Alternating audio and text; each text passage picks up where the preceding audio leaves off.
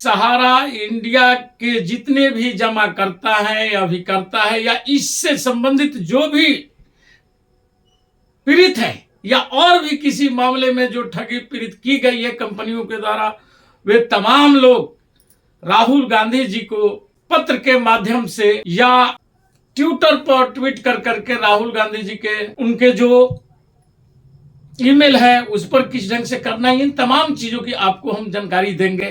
क्योंकि जो हम मौजूदा सरकार है उनकी कारनामे तो आप देख ही चुके हैं कि जो सुप्रीम कोर्ट से भी पैसा आया 5,000 करोड़ रुपया, वह भी आज तक वितरण नहीं हो पाया। आप देख रहे होंगे कि अमित शाह जी बिहार के गया में ही, भाई और बहनों, अभी कुछ लोग सहारा के पेमेंट की डिमांड कर रहे थे। नरेंद्र मोदी सरकार ने सहारा में कोऑपरेटिव में जितने लोगों को इन्वेस्टमेंट है वो सारा इन्वेस्टमेंट वापस करने का निर्णय किया है। अभी आपको जो तकलीफ पड़ रही है वो इसलिए पड़ रही है कि कुछ तो कोऑपरेटिव के डिपॉजिटर है और कुछ कंपनी के हैं। अभी कोऑपरेटिव का शुरू किया है और 10,000 तक नहीं देना है, जितना पैसा वसूला है वो सारा दे देना है। आप चिंता मत करिए, एक बार सुचारू रूप से 10,000 तक पेमेंट हो जाए, आगे की पेमेंट की भी शुरुआत होगी। और मोदी जी ने कहा है तो वहां पर भी इन्होंने सफेद झूठ बोलने का काम किया है। किस ढंग से वहां झूठ बोले हैं? उन्होंने बोले कि हमने पैसा देने का काम किया है। कौन मछली खा रहा है, कौन मीट खा रहा है, इन तमाम चीजों पर वह बातें करते हैं, लेकिन जो जन समस्याएं हैं, जो मेन मुद्दा है, उस पर वह सवाल नहीं कर रहे हैं। सावन और नवरात्रि की बात उठा करके नेताओं की थाली को झांकेंगे, लेकिन गरीबों की थाली को ये लोग देखना नहीं पसंद करते हैं। दोस्तों, आज एक महत्वपूर्ण बात को आपके समक्ष रखना चाहता हूं। सहारा इंडिया ठगी पीड़ितों के संबंध में, जो सहारा जमा करता है उनके संबंध में, कि आप देखे होंगे कि राहुल गांधी जी का हर जगहों पर जो सभाएं हो रही है और वहां पर लोगों से वह आह्वान कर रहे हैं कि आप अपनी समस्याएं हमें हमारे ईमेल पर, हमको ट्विटर के माध्यम या पत्र के माध्यम से आप अपनी समस्याएं हमारे पास भेजिए, ताकि यदि सरकार बदलती है तो वे समस्याओं को निदान करने के लिए हम आपकी समस्याओं को निदान कर सके और उसके लिए हम ठोस कार्रवाई कर सके। इसी संबंध में मेरा अपनी मानना है कि सहारा इंडिया के जितने भी जमा करता है या अभिकर्ता है या इससे संबंधित जो भी पीड़ित है या और भी किसी मामले में जो ठगी पीड़ित की गई है कंपनियों के द्वारा, वे तमाम लोग राहुल गांधी जी को पत्र के माध्यम से या ट्विटर पर ट्वीट कर करके राहुल गांधी जी के नामों से, जो कि आपको मैं अपने मोबाइल में भी, अपने ये जो वीडियो है उसमें भी आप लोगों को मैं बतला दूंगा कि ट्विटर पर किस ढंग से करना है या आप अपने उनके जो ईमेल है उस पर किस ढंग से करना है, इन तमाम चीजों की आपको हम जानकारी देंगे।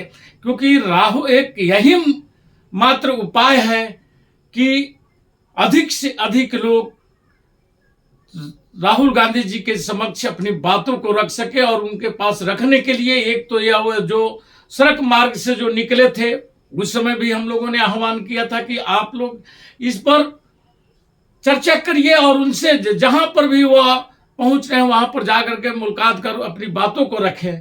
और अब चूंकि चुनाव के माहौल है और हर जगहों पर, हर क्षेत्रों में राहुल गांधी जी अपनी चुनावी सभा कर रहे हैं, वहां पर जाकर के अपनी बात को रखने का आप लोग प्रयास करिए, या उनके ईमेल पर भेजिए या ट्विटर पर भेजिए या फेसबुक के माध्यम से, या जो भी अगर माध्यम है या सोशल मीडिया के माध्यम से राहुल गांधी जी तक ये बातों को पहुंचाने का आप लोग प्रयास करें।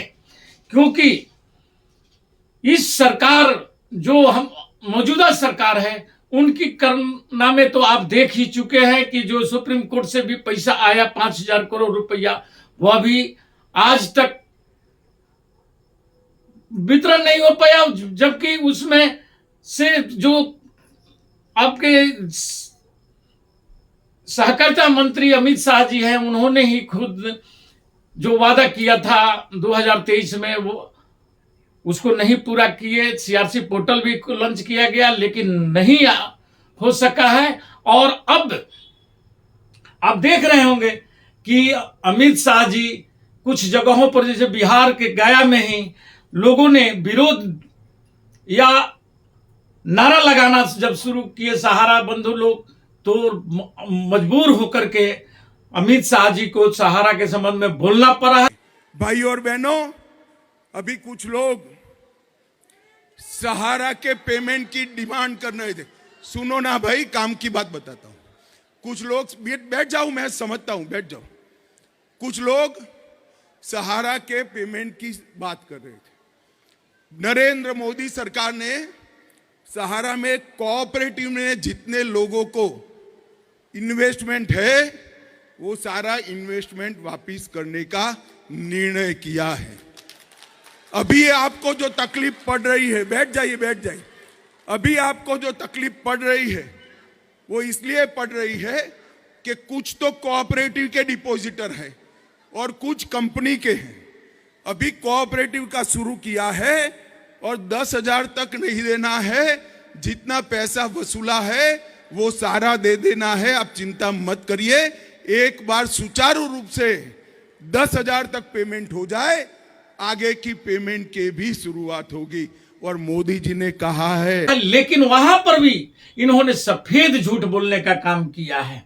आप जानते हैं कि जिस ढंग से उस वीडियो, किस ढंग से वहां झूठ बोले हैं। उन्होंने बोले कि हमने पैसा देने का काम किया है और फिर यदि हम दोबारा सत्ता में आते हैं तो इसका, क्योंकि प्रधानमंत्री मोदी जी का दृढ़ संकल्प है, तो प्रधानमंत्री मोदी जी तो आज 10 साल से दृढ़ संकल्प लिए हैं और वे सिर्फ संकल्प ही लेते हैं, चुनावी वादा करते हैं और बाद में यही अमित शाह जी उनकी सफाइयां देते हैं कि वह तमाम जुमले था, जैसे कि 15-15 लाख का जुमला दिया गया था, 2-2 करोड़ नौकरियां का जुमला दिया गया था और बाद में जुमले बोल दिया गया। आज भी आप देख रहे होंगे कि हर मंचों पर मोदी जी जा रहे हैं, लेकिन वहां पर महंगाई, बेरोजगारी या आम जनता से जुड़ी समस्याओं की बात नहीं उठाते हैं, बल्कि घिस से पीटे वही बातें, कांग्रेस ये था, नेहरू ये थे, हिंदुस्तान पाकिस्तान, हिंदू मुसलमान, कौन मछली खा रहा है, कौन मीट खा रहा है, इन तमाम चीजों पर वह बातें करते हैं। लेकिन जो जन समस्याएं हैं, जो मेन मुद्दा है, उस पर वह सवाल नहीं कर रहे हैं और आपको इधर उधर की बातों में भटकाएंगे, असली मुद्दे को आपके सामने नहीं आने देंगे, बात बनावटी बनाएंगे, बराह चढ़ा करके बोलेंगे, कभी अल्ली बजरंगबली करेंगे, कभी सावन और नवरात्रि की बात उठा करके लोगों की, नेताओं की थाली को झांकेंगे, लेकिन गरीबों की थाली को ये लोग देखना नहीं पसंद करते हैं। इसलिए आज यह लड़ाई जो है, ये लड़ाई जननायक और खलनायक के बीच में चल रही है। एक तरफ जननायक के रूप में राहुल गांधी जी 10,000 किलोमीटर के यात्रा कर चुके हैं, पदयात्रा कर चुके हैं, और दूसरी तरफ खलनायकों के द्वारा आपको बहलाने, फुसलाने और आपको भटकाने का काम किया जा रहा है। सोचना विचारना अब आपको काम है। जो सरकार बोलती थी कि 1 नेशन 1 इलेक्शन, वह आज इतना दयनीय हालत में है कि एक इलेक्शन को 7 फेज में करा रहा है। तो ये सोचिए कि इनकी करनी और कथनी में कितना अंतर है, और ये सोच समझ करके ही आप अपना निर्णय दें, क्योंकि यह निर्णय 5 साल बाद आता है। यदि हम फिर चूक गए तो फिर अपने बच्चे के, आपकी भविष्य कहाँ रहेगा, ये अब आपके ऊपर है। इसी के साथ मैं अपना वक्तव्य समाप्त करता हूं। जय हिंद, जय भारत।